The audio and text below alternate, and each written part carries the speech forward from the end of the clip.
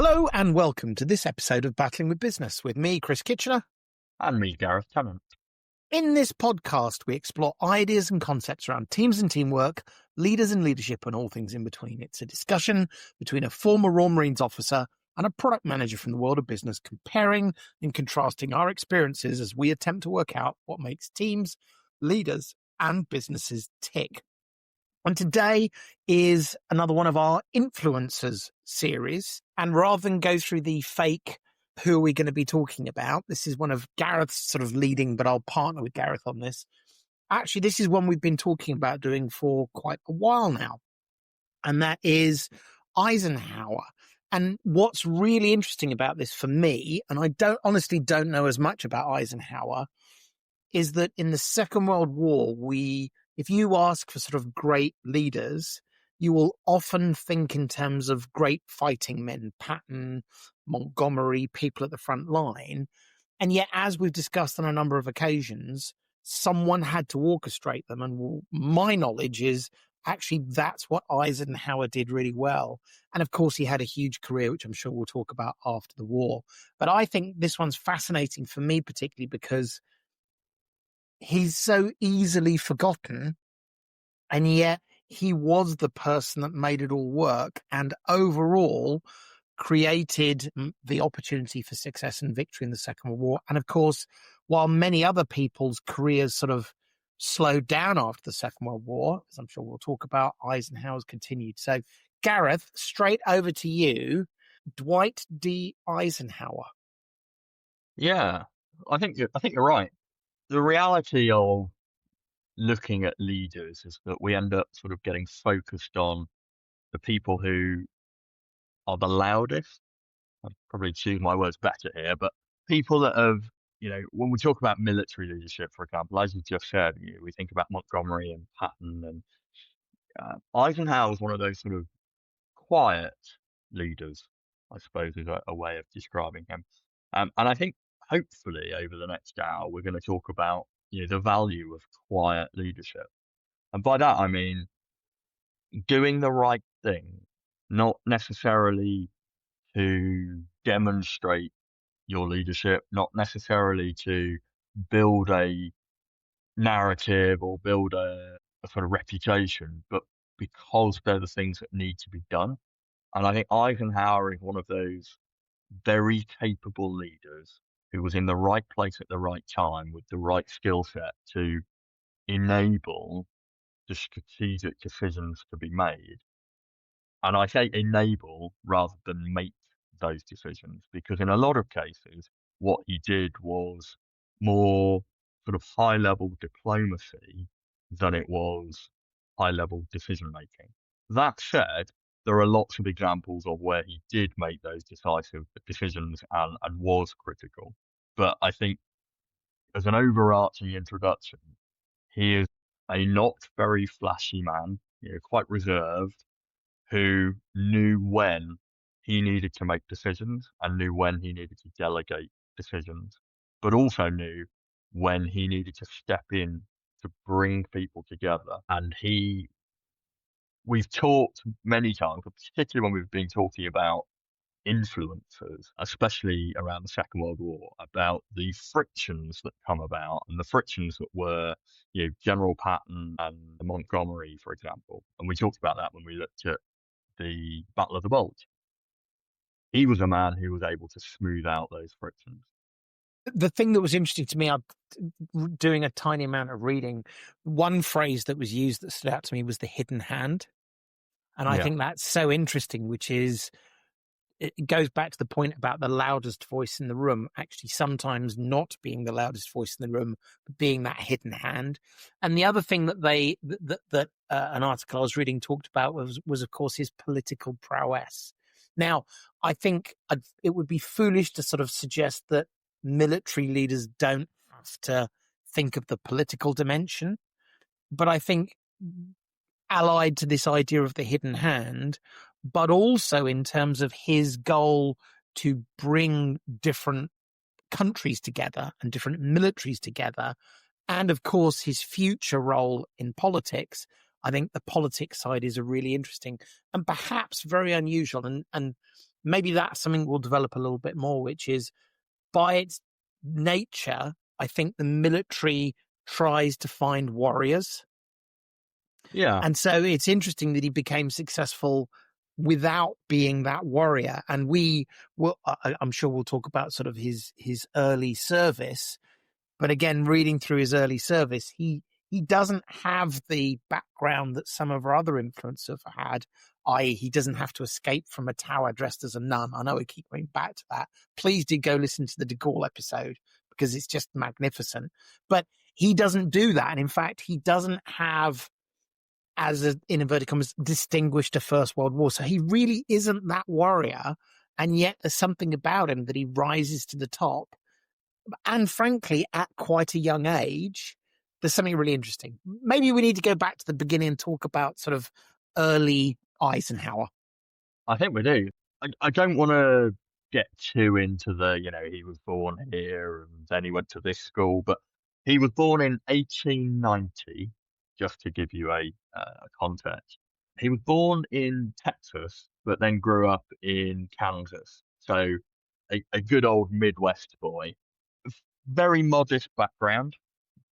I was going to say that's a theme, but actually many of the influences we've talked about actually came from very well-off backgrounds. So I think there's a broad spectrum. But his modest background, together with the fact that he was one of 7 brothers, so he had 6 other brothers in his family, meant that he was self-reliant, resilient, and had a sort of natural, I wouldn't say dislike, but resistance to privilege.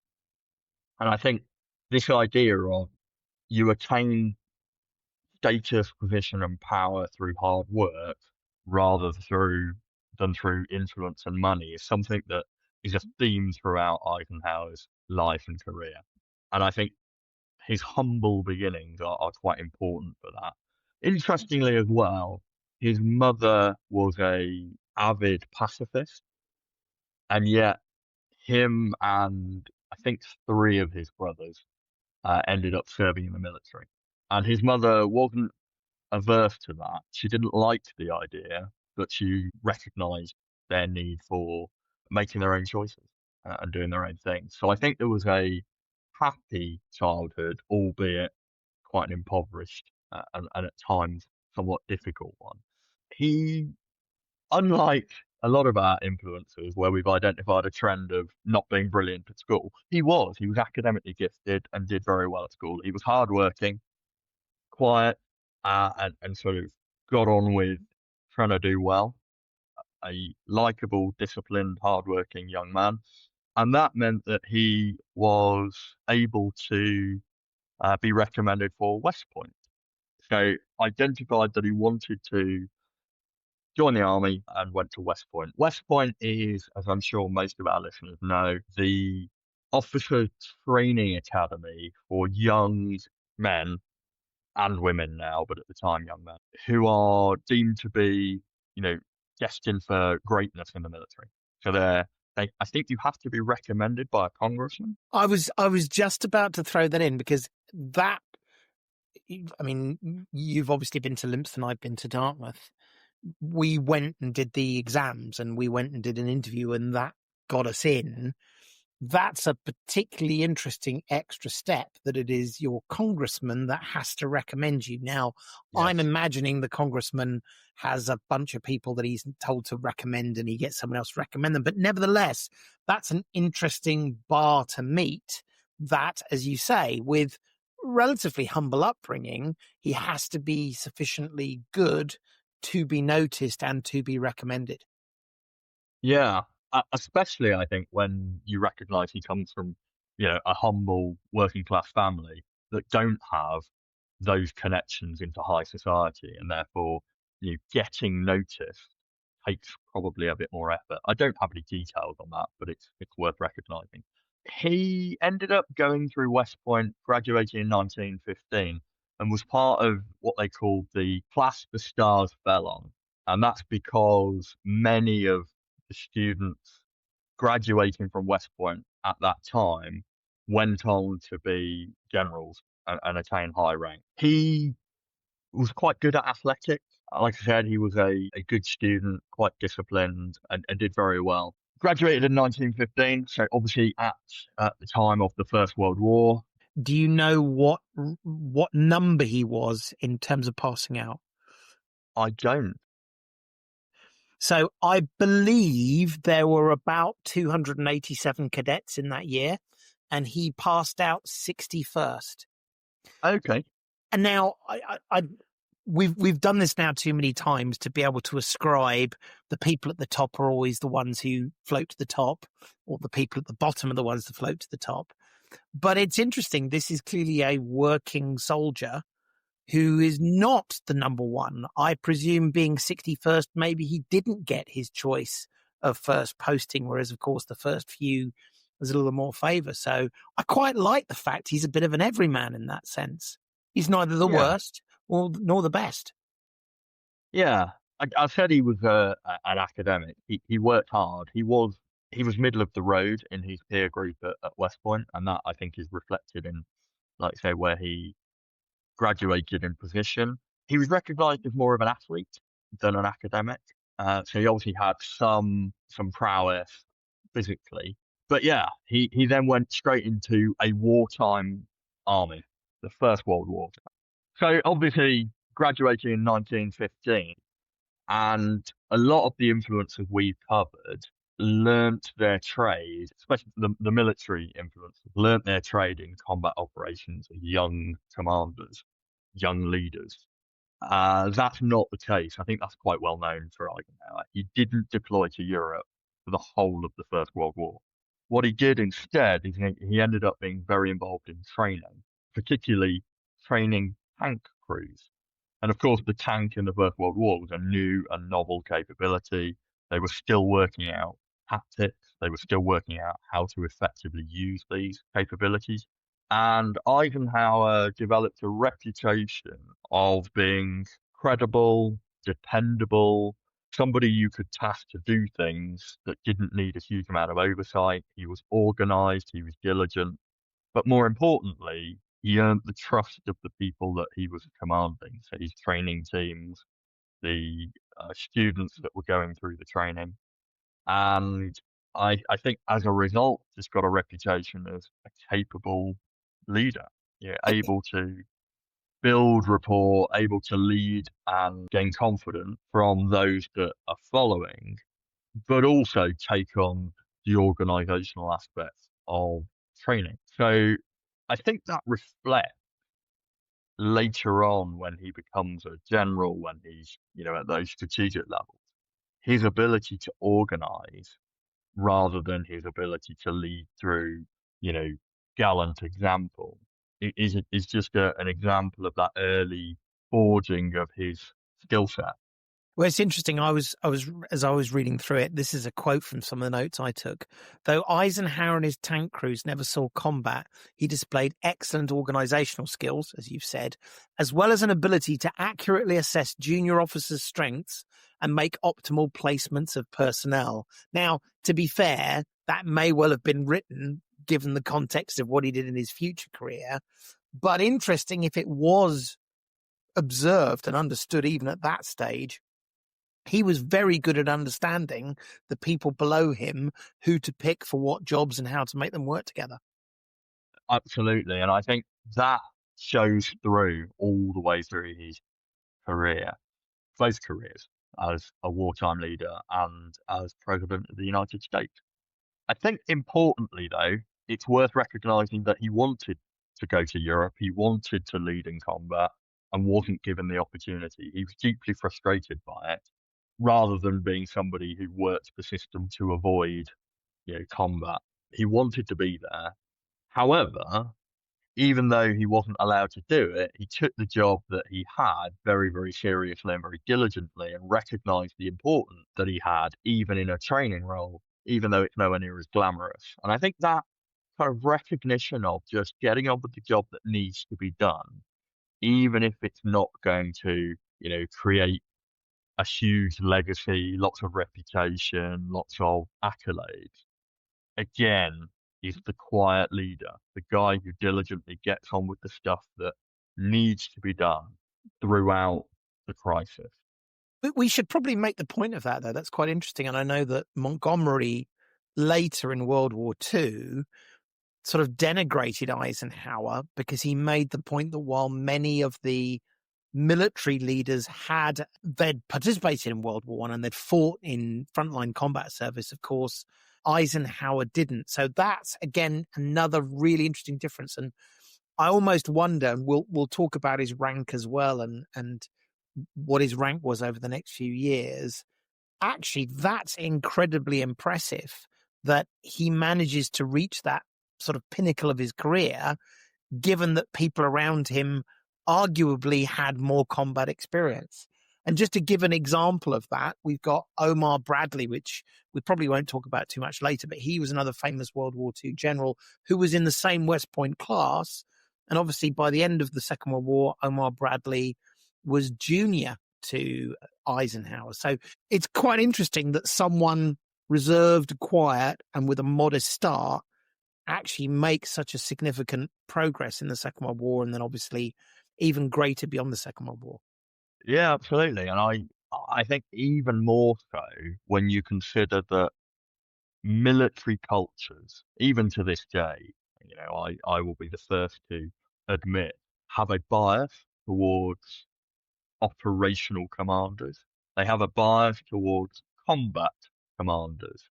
For example, in air forces, you tend to see pilots, especially fast jet pilots, rising through the ranks faster and to more prominent positions than perhaps engineers. In the army, it tends to be infanteers and armored cavalry officers that are combat arms that tend to go on to do things like command divisions, command the field army, become the chief of the general staff. And in the Navy, likewise, the warfare branch of the Navy, which is largely responsible for the navigation and then tactically fighting of the warship, go on to command the Navy. So there is this bias.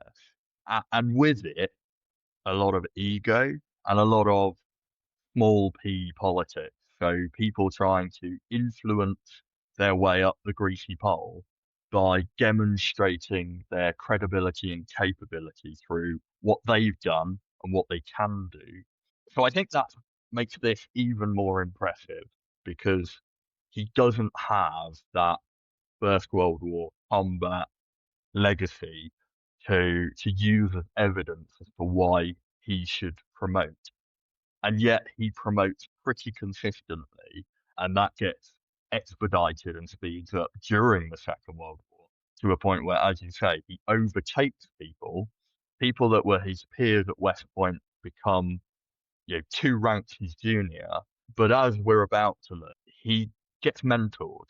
And in all businesses, large organizations, but even in the military, mentoring is an incredibly important part of developing leaders. And what you find is that people who are recognized as having lots of potential, having something about them that means that they've probably got far more capacity and they've got reach for further rank in the future, get identified by people who are far more senior and they choose to mentor them. So he was mentored by a whole load of relatively well-known senior commanders. So General Fox Connor, Douglas MacArthur, and George Marshall, and General Pershing as well. General Pershing. So, all of those are quite well known and went on to do quite important and incredible things. I'm going to pick out General MacArthur from that. General MacArthur is still going to be General MacArthur, but Eisenhower is going to be trying to be elected as President Eisenhower at the height of the Korean War crisis. And that's going to be a really interesting dynamic because the mentor becomes the subordinate. But we'll come on to that. But I think the point for me is in the interwar years, he is obviously recognized as a capable officer who's always got more potential. And he's being developed and groomed for further rank. So he is on this growth path even though, as we said, he doesn't have all of the combat experience that most of the other officers that are trying to promote need to be able to demonstrate that. There's another. This is maybe more for our military listeners. I believe at the end of the First World War, he had the rank of captain, and he was a few years later, I think he was promoted to major. He held the rank of major, I'm going to get this wrong, I think it is for 14 years. And so in 1934, he was a major in the US Army. And if you think about then 10 years later, he was the Supreme Allied Commander. It's interesting as you talk about him being sort of groomed for success. I think that's absolutely true. But in absolute promotion terms, until 1934 staying a major, that last 10 years of his career going to 1944 is an incredible acceleration. To your point, many of the people that were mentoring him, he overtook. Fascinating.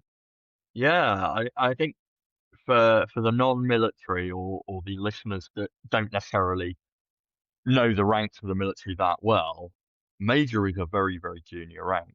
I left the Royal Marines as a major.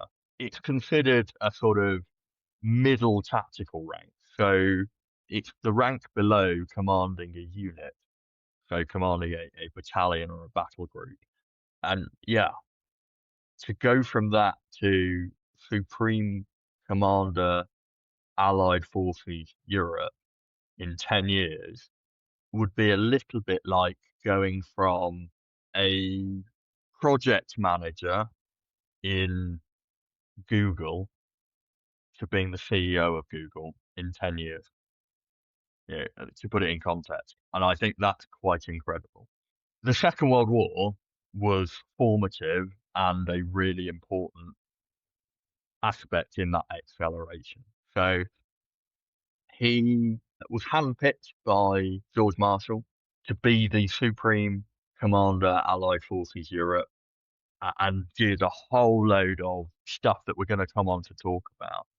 First of all, the reason that he was handpicked is not because he was a war-fighting general, but it was because he had that combination of tactical understanding, diplomacy, diligent organization, and the ability to handle people who have egos. And that point that you highlighted early that was picked up while he was training tank crews for the First World War, that he could identify the skills of subordinate officers and put them in the right jobs, is crucial to why Marshall said, you need to be the Supreme Allied Commander. His first sort of major test of the Second World War would be Operation Torch. That's the Allied invasion of North Africa, and then went on to the Mediterranean operations. And we talked about this when we looked at de Gaulle, and we talked about the challenges within the Allied forces of having different strategic outcomes, different views on how to achieve those outcomes, and the diplomatic sensitivities of different nations' approaches. And what Eisenhower managed to do was to really get some very large egos and pull them together to develop a relatively successful operation. That was the first point at which we took the initiative and went on the offensive against the Nazis and the Italians, of course. It's such a wonderful crossover. We mentioned it right at the beginning of the episode, but I'm going to sort of properly mention it again. This crosses paths with General de Gaulle. And in the Influencers episode of General de Gaulle, which again, I urge you to go and listen to because it's frankly amazing and highly relevant today in terms of de Gaulle.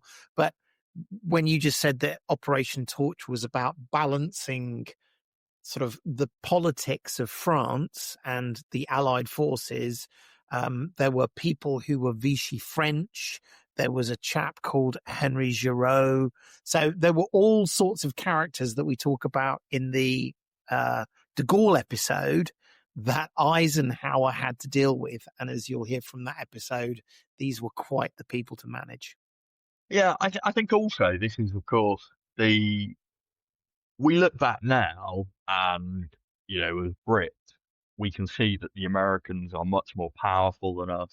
We are very, very close allied with the Americans, perhaps the closest of their allies. We have the so-called special relationship, but we are definitely the little brother to the mighty American military system, the mighty American economy. But I think back here, 1942, is arguably the tipping point where Britain has to recognize that it is no longer the empire, it is no longer the dominant player. And it's this tipping point that Eisenhower is having to diplomatically manage. You've got Churchill as a tour de force and, the exemplar of the wartime political leader on a downward trajectory as the empire is in decline, but as also the island nation that is the redoubt of resistance against occupied Europe. You've got this like new kid on the block, if you like, of the Americans who are big and flashy and brash, and there's a tension there, and there are egos at play. And strategically, they have a very different position on how to manage the French, and we talked about that definitely in the Charles de Gaulle episode, but also have a very different view on how to undertake the operations to take the fight to Nazi Germany and where their priorities lie. So this is not just about managing egos because senior generals tend to be, egotistical. This is also the balance of geostrategic tensions at a critical time where effectively the most powerful nation in the world is handing over that power to another nation, and they are allies. So I think we often underestimate and underplay that tension and that friction that so could easily have broken down that relationship between the British and the US that was critical for the success of the Second World War. Importantly, from Operation Torch, the next big operation that Eisenhower probably sort of goes down in history as being part of the success of is the Normandy invasion, Operation Overlord. As the Supreme Allied Commander at Forces Europe, he was overall planner and overall commander for Operation Overlord, Normandy, 1944. Well, let's come back after the break and pick up in Normandy. Spoiler alert, the Operation Overlord is a success, and ultimately we defeat the Germans in Northern Europe. But I don't think that's the important bit. I think the important bit is Eisenhower's role in that and how he did things differently. So we'll see you straight after this.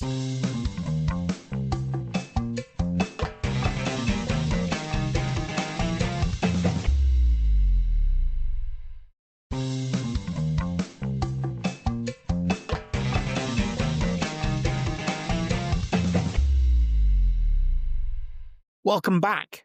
We have trotted through the Second World War. In fact, actually, I've got a question for you, Gareth. I don't know whether you know this. As I was looking and learning a little bit about Eisenhower, one of the things that surprised me, and in fact, I gave incorrect information early on, he was only promoted to colonel in March of 1941, just after he was given he was made the commanding officer of the 1st Battalion, the 15th Infantry Regiment at Fort Lewis. So in 1941, he was a colonel. And then by 1942, he becomes a lieutenant general. Is that because the US Army is expanding at such a rate that's a natural progression? Or is that something else? I don't really know. So full colonel to Lieutenant General is a 3-rank jump. So you've got Brigadier, Major General, Lieutenant General. It's not unheard of in wartime to see expedited promotion based on capability. And there are quite a few examples of people that get effectively pulled forward by somebody above them because of their capability. Sensitivities around how long you've served kind of go out the window when in wartime things matter. So I wouldn't say it was the norm, but it's also not abnormal. It's not a single case. There are many people that promoted quickly. It's Eisenhower goes from full colonel in 1941 to Supreme Allied Commander, Allied Forces Europe by 1944. That is unprecedented. yeah. Well, and That, there's you know, we haven't talked about this, but there's some people who clearly have trust. I have to believe there is an element of expansion between 1941 and 1942. The U.S. Army, I think, doubled from about 1.5 million men to maybe 3, maybe 4 million men. So there's inevitably going to be that expansion. But to your point, there were other people who were perhaps more senior, if not in his class. Omar Bradley being one I mentioned earlier, who could have grown. My understanding is that a lot of what he did in sort of 1940, 41 was he was already working for senior people as chiefs of staff and working for various planning organizations. So I think he was already in that world and he was becoming known by the people who would ultimately make the choice about who was going to lead the armies. And I know he went over to the UK as well, and he was one of sort of the earliest groups of US military who came to the UK to understand what we were doing and how we were doing it. So interesting. I mean, maybe taking a step back, there's an element of luck, get the right jobs. There's an element about building the right relationships, as we've talked about. Some people that we hear their names later on, whether it be Pershing or whether it be some of the other more famous generals. And there's an element of skill and quality. But I'm imagining it would have been very easy for him to be sacked if he wasn't very good at what he was doing, because in the Second World War, your professional life was only as good as your last battle to some degree. yeah, absolutely. And I think that is probably one of the reasons that he promoted so quickly as well, because people ahead of him were found wanting. Interestingly, he probably wasn't a tactical battlefield genius. There were probably far better senior commanders, brigadiers, lieutenant generals at the sort of divisional level, brigade level, who were better operational warfighters and tacticians. What he had was this ability to organize and recognize the balance between making decisions in an operational context and delegating decisions to the right people. So he almost circumvented this process of you're as good as your last battle and was recognized as, whilst he's not the best, he's pretty good, but he's not the best at warfighting. He is perhaps the best at finding the best people at warfighting and putting them in the right places.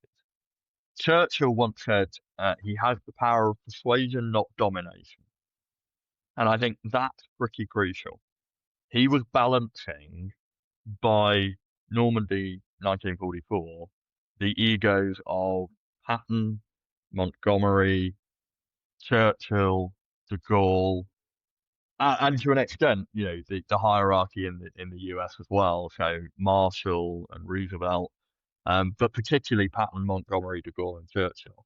Some of which are political leaders, some of which are military leaders, and he is having to pull together the largest amphibious invasion operation in history that includes vast amount of land forces that are going to be delivered over the beaches with the fire support from naval gunfire, from tactical and strategic air power, the massive logistical effort to get all those forces there, and then the ability to break out and exploit. Ongoing is all of the deception operations, and you've got Operation Window and Operation Mincemeat and all of these ongoing sub operations. It is perhaps the most complex operation to be planned and executed at this stage in history. I think it's also really important. I worry that there's a risk we sort of made out that his job was to make sure all the clever people in the room, and then they made the plans and made the decisions, and he just had to pick the right people and sort of be there. He explicitly made a number of decisions. One of the more famous ones clearly is to go on the day they went, and there was a lot of consternation around the weather, and he made the decision. But importantly, he made the decision not to go the day before as well, which is another critical decision. So it was actually planned for the 5th of June, and because of the storms in the English Channel, he delayed it by 24 hours. And I think if you don't really understand amphibious planning, which I suspect most people don't, that just sounds like, oh, well, we're just going to pause and then go again in 24 hours. But the reality is that is an incredible decision in its own right, because things are set up to happen at certain times. This is a massive system of systems. And if you delay it, that has huge, profound knock-on effects. It's not just a case of, well, everybody will just wait 24 hours. That knocks a whole load of the stuff out of sync. And so that was a big decision. It turned out was the right decision. Then he made the decision to go on the 6th of June. That storm still existed. The weather was still a critical risk factor. And he didn't delegate that decision. So we talked a lot about his delegation, he's getting the right people. But I think at this point, he recognizes the need to be the decisive commander and to own that responsibility. And so those two decisions, one to delay and then one to go, rested on Eisenhower. And he took that so seriously that he wrote a handwritten letter that he carried with him throughout the first few days, probably the first few weeks of Operation Overlord, that was effectively a resignation letter accepting responsibility for the failure of Operation Overlord personally, based on his decision to go on the 6th of June. Thankfully, he never needed to sign that letter and hand it in, because Operation Overlord, as we know, was a great success. But that's how seriously he took that responsibility. He pre-written the letter taking full responsibility for the failure. There's another really interesting decision as well. The challenge with many of these sort of discussions is the sort of very simplified and reductionist. There was another decision that he personally made. I'm sure he had advice, but it was his decision. The original assault was with 3 divisions, and he realized and decided that a 3-division assault wasn't big enough and it needed to be a 5-decision assault. Now, there's 2 things that I think are particularly interesting about that. The first one is, we talked earlier about not being a combat veteran, but clearly he understands the art of war. He understands what it means to assault a beach and be successful. So that's the first thing, is that this is not a person who, I'm good at counting blankets, but in terms of fighting, I leave that to my generals. He was hands-on with that. The second thing, almost related to your point about the weather, that in itself had a huge knock-on effect in terms of complexity and in terms of things like when they would be ready to go, because one of the biggest constraints about the D-Day landings were the assault craft they needed for the D-Day landings. And this should also be taken in the context of the Pacific operations that were going on in parallel as well. So it's really important that we don't make him out to be a bean counter or a statistician or a manager. This is a person who mastered, I think, all of the aspects of leadership at that level, both to some degree tactical in terms of the divisional structure of the attack, but also obviously the strategic as well, meaning the trade-off decisions that he has to make. So even now knowing what we know, I think it's all too easy to somehow discount the impact that Eisenhower personally had on the success of the D-Day landings. Yeah, I couldn't agree more. And I think, one of the things that I hope he's coming across, that he is a quiet pragmatist, not a isolationist. He isn't somebody that is delegating responsibility so that he doesn't have to take difficult decisions, but he's quietly pragmatic, doing the right things for the right reasons, rather than shirking responsibility or taking over for the purposes of ego or glory. And it's that balance that I think is really important. And we started this podcast talking about him being the quiet leader. By quiet, I don't mean meek or weak. I mean pragmatic and focused on the goals, focused on the end game, focused on what's important. And I think that's a really important aspect of the next phase. So we know the success of the Normandy landings and the follow-on operations all the way through. We talked about the Battle of the Bulge. We've also done an influencers on Arthur Tedder, and Arthur Tedder becomes the deputy supreme Allied commander of Forces Europe, and is pulled to that position by Eisenhower because he recognises Tedder as the right balancing force. It had to be a Brit for diplomatic and political reasons, and it had to be a Brit that, yeah, I'm probably being a bit blunt and oversimplistic, but it had to be a Brit that wasn't Montgomery, because Montgomery was such a toxic figure by that point. And we know the story leads with the eventual defeat of Nazi Germany, the surrender, and then the follow-on post-war.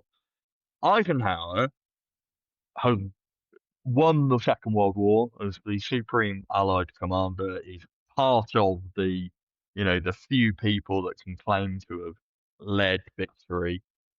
And if it hadn't been for the fact that he's quite a humble, quiet individual, a lot of other people went on to try and gain political power, to go on to run big organizations. Eisenhower wanted to retire from the army, write his memoirs, and have a fairly simple, normal life back in the US. And for a time, that's sort of what happened. Post-war, he is looking to retire from the army, and immediately after the war, he is promoted to become the US Army Chief of Staff, but also the president of Columbia University. And this is his step to retirement. He's going to preside over a prestigious university. He's going to write his memoirs, and that's going to be it. He is appointed as the first Supreme Allied Commander of NATO. And this is effectively just a follow-on from being Supreme Allied Commander Forces Europe. So rather than it being a promotion, it's more of a transition. And he takes this very, very seriously because he recognizes he's got to build that multinational consensus as the strategic shift goes from defeating Nazi Germany and the Third Reich, and obviously winning the war in the East against Japan, to the Cold War. And he wants to set the conditions and create the right organization, but then step back and concentrate on being the president of Columbia University and writing his memoirs. During that period of 1951 to 1953, when he becomes president of the United States, he doesn't go on a campaign trail, garner support, do all the lobbying to be a politician. In fact, up until 1951, he wasn't actually a member of any political party. But during that period, 1951 to 1953, is the era of McCarthyism. And there is this growing concern of the nuclear age. There is this growing concern of the threat of communism, but there is equally the growing concern of overreach of bits of the US government using communism as the thing from which they can gain power. There is real concern. There is also real concern that the US is going to go back to being an isolationist power at a time where the world needs leadership in a nuclear age. NATO is really nascent and really fragile, and it needs leadership. It needs political leadership. The Republicans are moving down this isolationist track, who are starting to focus on internal security threats more than external uh, geopolitics. And it's all looking quite dark for the US. And Eisenhower, through a reluctant sense of duty, effectively becomes the nominee For of the the Republican Democratic Party. GOP, which is really interesting because it shows the Republican Party has significantly changed, particularly over the last few years. But yeah, Richard Nixon yes, you're right. was going to be his vice president, unbelievably. He is seen as the only candidate who is popular enough to unite the Republican Party, who can defeat the Republican nomination of Robert Taft, who is a very strong isolationist, and is neutral enough politically, but as a wartime leader, strong enough to lead the US properly and to support NATO and to bring stability to the world. I don't know enough about that political time, but it strikes me that it was almost even more difficult than the Second World War in terms of him having to please the right wing of his party, as you say, McCarthyism. I wonder if we brought on a political scientist, whether they would say the 1950s, there's quite a lot of resonance with what's going on today, where people are having to sort of fight right-wing populism, isolationism. Again, he is demonstrating his ability to navigate this and perhaps doing it in a way rather than being Machiavellian about it. Bad use of the word Machiavellian because we know that Machiavelli isn't bad per se. But do you know what Ike's advertising slogan was? This is great. No, I don't. I love this. His button from the 1952 campaign was "I like Ike." And I wonder whether there's this element of he was able to be successful because he had proven leadership skills. He had led the Allies through the European theatre of war, but also whether there's this element of he doesn't really want to be a political leader. To your point, he hadn't joined a political party. He wanted to go to Columbia University. He was a person who it was all about service rather than becoming the president. Again, though, there's this really interesting navigation to get him there because at any point he could have been defeated. So I wonder whether, again, we should get a political scientist to come talk to us about this. I wonder whether we've talked a lot about the Second World War and D-Day and managing people like Patton and Montgomery. I wonder whether his presidential election and his ability to defeat his opponents, both within the Republican Party and obviously the Democrats, maybe that's his greatest triumph. Yeah, potentially. I mean, he said at the time when asked why he'd finally agreed reluctantly to run, he said, "I have to do it. When you see a rattlesnake poised to strike, you don't wait until he strikes to crush him." And he was, of course, referring to the isolationism and political extremism that was kind of taking hold in the US at the time. And I think you're right to at least refer to the similarities of potentially what is happening in the US now.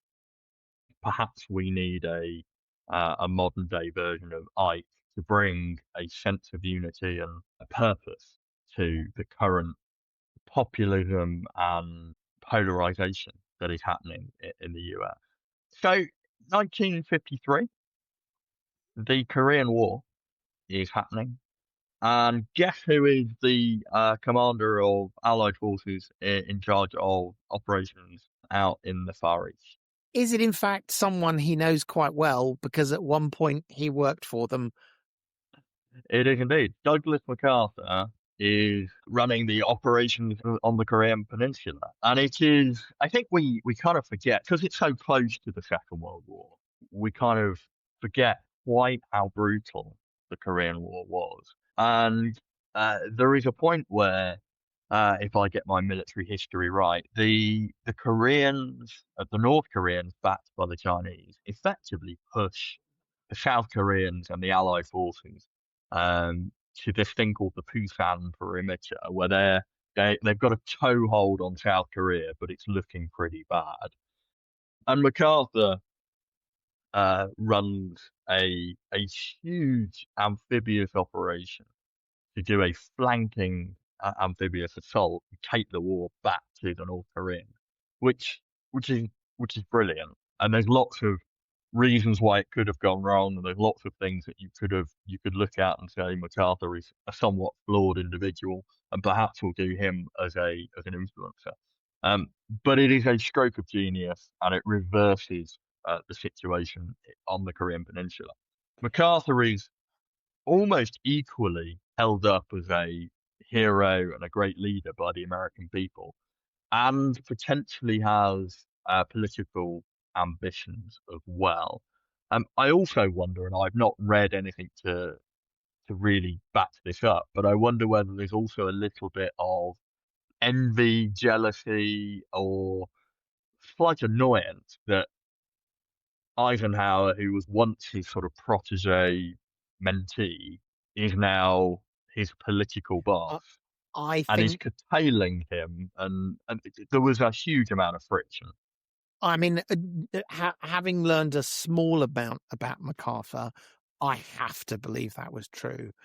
MacArthur, who left the Philippines during the Second World War, leaving people behind and sort of not talking about them and Mm. even blaming them for then surrendering, but being the first person to be seen to go back to the Philippines.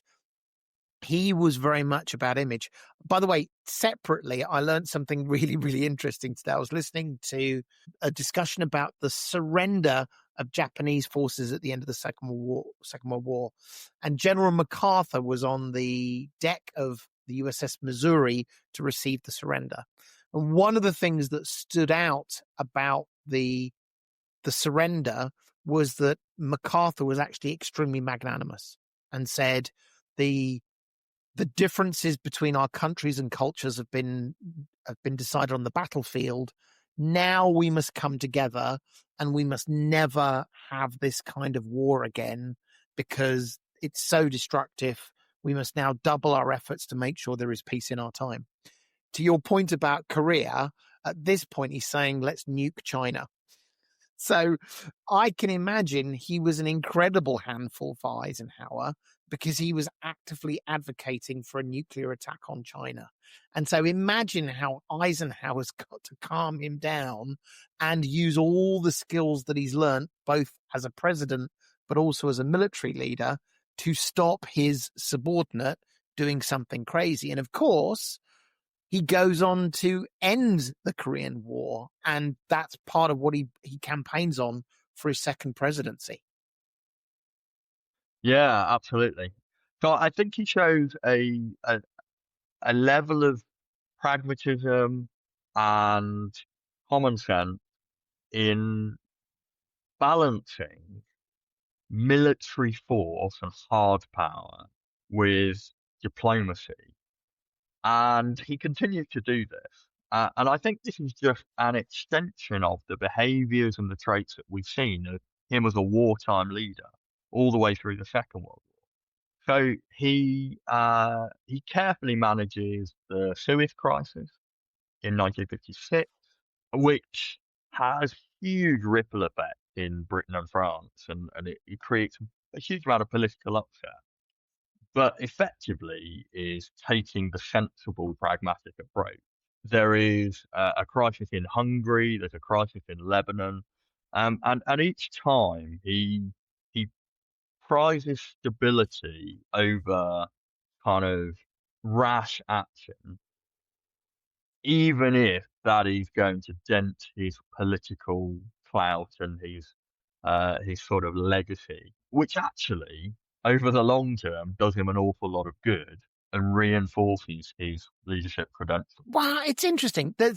I mean, in terms of his through his terms, and I think in his second term, a couple of things he did. He championed and signed the Federal Aid Highway Act, which actually led to the construction of what we now know as the U.S. interstate system. In other words, their motorways in the U.S. That was huge. He created NASA in response to the Soviet launch of Sputnik. That's really interesting, where, going back to your point about pragmatism, there's the logistician thinking about building things and about moving forward. But I still think if you said name a US president, not because of what he achieved, but something else, I don't think he would come top of the list. I don't think he would be remembered in the same way that some of the other more famous presidents would be. And I wonder, and maybe this is sort of a good way to start rounding things off for today. Was he a boring president? Was he a president that was an excellent manager, an excellent leader, a pragmatist who wasn't about changing the world today, but was about reliably and perhaps slightly boringly leading a country and moving them forward? So it's a really interesting question. I would suggest boring is too negative a term. I would say Eisenhower focused on stability over sensationalism. He was a pragmatist, but when hard decisions needed to be made, he has a track record of making them. So, for example, famously in 1957, there is the rising tension around segregation and the civil rights movement, and there is a federal law to allow black students to go to non-segregated schools that in the Deep South, so in Little Rock, Arkansas, this comes to a head where the state authorities are preventing black students going to school. Eisenhower, as this boring president who favors stability, actually not only called in the National Guard, he also sends in the 101st Airborne to go and enforce federal law against the state government of Arkansas. So I don't think he's boring. I think he has a track record of not chasing headlines, of not being sensationalist for the sake of being seen to be decisive. He is decisive when he needs to be. He is boring and pragmatic when he needs to be. And I think that's really important. And there's a lot of lessons in that, particularly in current politics, where because of lots of factors, but perhaps social media, the 24-hour news cycle, the rise of instability and populism, actually, the pragmatic, quiet, diligent, capable manager, organizer, and leader who has the ability to be strong when they are needed, but doesn't need to be, on the front pages of the newspaper every day, is a really, really important lesson to take away. I think for me, at least, as we've gone through this, that was my question in my head at the very beginning, which is why don't we know as much about him? Why don't we talk about him as one of the great presidents? And I think you've captured that really nicely. And actually, it gives me hope for the future, which is what I fear today is to be a successful leader, whether it be in business, in the military, or in politics. To some degree, I think today there is a perception you need to be shocking. You need to say something at the extremes. You need to have an extreme position. I mean, you only have to look at our politics today where even our centre ground parties are finding themselves having to say extreme things. Actually, the point is, here is a proven leader who not only was successful for many years, but actually was successful because they were all the things you have described. And I think that gives hope for the people who aren't the crazies to say that is what great leadership can look like. And in my view, should look like as well, because this is about service to the country rather than about making yourself famous or making yourself memorable or going down in the history books. And maybe today, of all days, or of all parts of times in recent history, now is the time when we could do well to notice that and remember that, not just individually, but as communities and even countries. Who do you want to vote for? Do you want to vote for Eisenhower, or do you want to vote for McCarthy? There you go. There's your balance between the two. Yeah, I think that's a really important point. It is worth bringing out some of the criticisms and areas where Eisenhower is perhaps not as capable and as good a leader as we have perhaps portrayed him. So there is a criticism of Eisenhower around his inability to take a hardline stance on civil rights. And I think that is a fair criticism.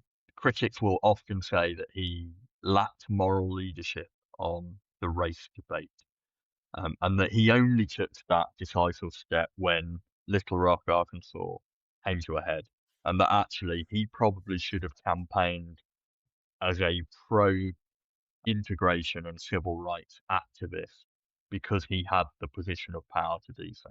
And I think that is probably a fair criticism. He is criticized for when dealing with and this is a very nuanced, a very complex discussion, but when dealing with the Cold War threat of nuclear annihilation and the threat of the Soviet Union, he is often criticized as being overly reliant on the use of strategic nuclear weapons and less nuanced in building that balance between conventional hard power and nuclear hard power.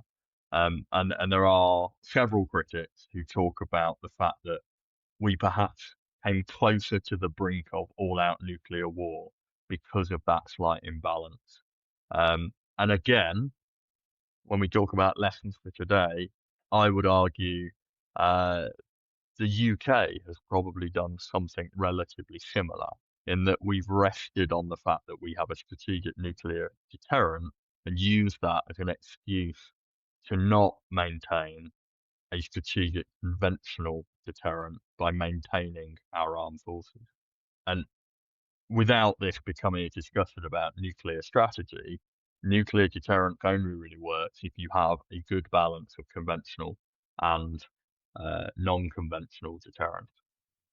He arguably heightened some of those risks as a result of that over-reliance. He has been described as delegator in chief. I think this is somewhat unfair, and I think this lacks the nuance of understanding that he is a pragmatist and understands the times to make decisions and the times to allow others to make decisions. Well, I was going to say, it depends. I think that's somewhat unfair.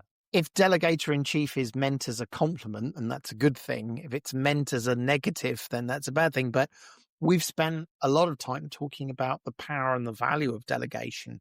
And frankly, if you're the Supreme Allied Commander or you're the President, one would hope you do an awful lot of delegating, and you don't, as perhaps we've seen more recently, decide that you're the only one that can do all of these things. So, interesting. I think finally, what is really interesting is we've talked many times on this podcast, particularly on the influencers episodes, about the traits of leadership being effectively transferable to all organizations or walks of life. And that if you're a good leader in one area, then, if you apply the same principles, then you can broadly be a good leader elsewhere. And we've seen lots of polymaths and lots of people who have been successful in multiple areas. When Eisenhower became the president of Columbia University, he was largely unsuccessful. And I don't have a huge amount of the details behind that, but it was seen as a pretty much a flop. And it showed his personal limits outside of the military and political spheres, which is interesting because it does ask questions about context and about how transferable some of these skills, outlets, and experiences are in moving into other walks of leadership and management. Well, thank you for that, Gareth. That was really interesting, and I still feel I want to know more. I've always, as we've said on a number of occasions when we've talked about Eisenhower in different contexts, a really great leader. But what stands out for me is that you don't have to be a shouty, clever, sort of pole climbing person to be a great leader. I don't think I explained that very well, but you know what I mean. We have this vision of these loud leaders when actually what he really emphasizes is competence, humbleness, service, still taking difficult decisions, being responsible for what you do. There's more for us to learn, I think, from Eisenhower. There's a particular leadership style which I think he really represents that I don't know we have enough of these days.